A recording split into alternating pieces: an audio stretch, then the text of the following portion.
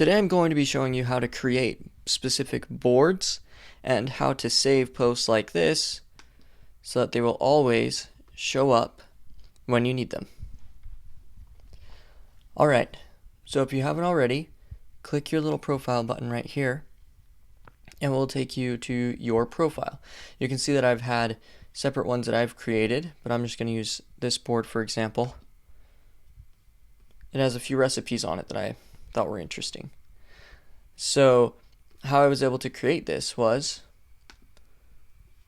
I just looked over to the right here at this little plus button, hit plus, and then you can create a pin or you can create a board. Today we're creating a board.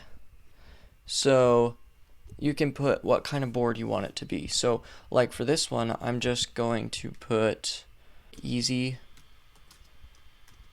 baked goods.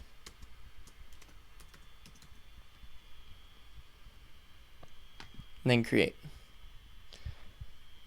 So it says save some pins to your new things. So I'll give you some suggestions for what you put in there.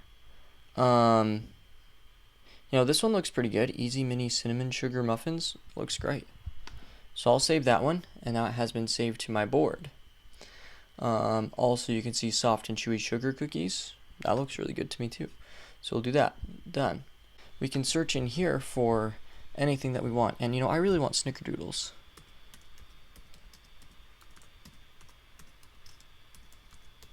I'll just type in snickerdoodles easy, and you can see that they have quite a few here. Easy homemade snickerdoodles, those look good. So now you can either save it to your profile, you can save it to easy baked goods, recipes, survival food. So I'm going to put baked goods.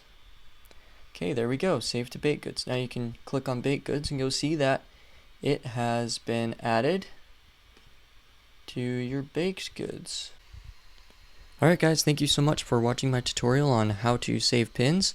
I hope that you have enjoyed it and I hope it was helpful.